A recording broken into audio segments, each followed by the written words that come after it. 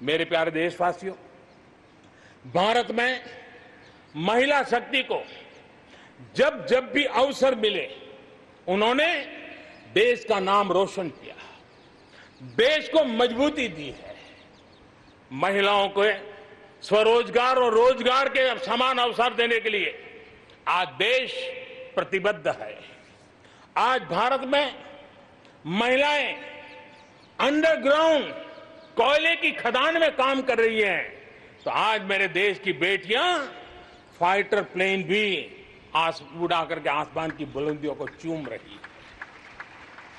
आज भारत दुनिया के उन देशों में है जहां नौसेना और वायुसेना में महिलाओं को कॉम्बैट रोल में शामिल किया जा रहा है।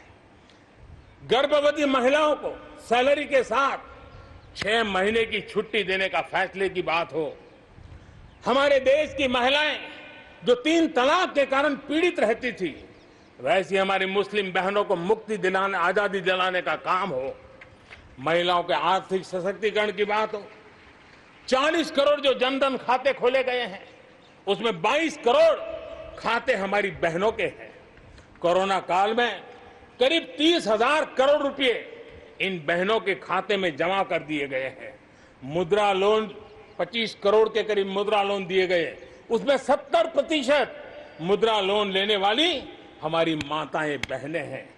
प्रधानमंत्री आवास योजना के तहत जो खुद का घर मिल रहा है, उसमें अधिकतम रजिस्ट्री भी महिलाओं के नाम हो रही है। मेरे प्यारे देशवासियों, गरीब बहन बेटियों की बेहतर स्वास्थ्य की भी चिंता ये सरकार लगातार कर रही है। हमने जन औषधि केंद्र के अंदर 1 रुपये में सैनिटरी पैड पहुंचाने के लिए एक बहुत बड़ा काम किया।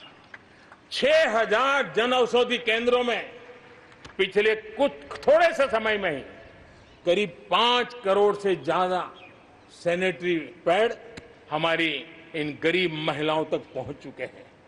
बेटियों में कुपोषण खत्म हो, उनकी शादी की सही आयु क्या हो, इसके लिए हमने कमेटियां बना की रचना की है।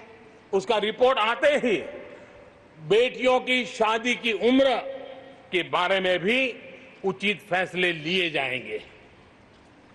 मेरे प्यारे देशवासियों, इस कोरोना के सेक्टर में कालखंड में हेल्थ सेक्टर की तरफ ध्यान जाना बहुत स्वाभाविक है, और इसलिए आत्मनिर्भर की सबसे बड़ी सीख हमें हेल्थ सेक्टर ने इस संकट के काल में सिखा दी है, और उस लक्ष्य में प्राप्त करने के लिए हमें आगे भी बढ़ना है।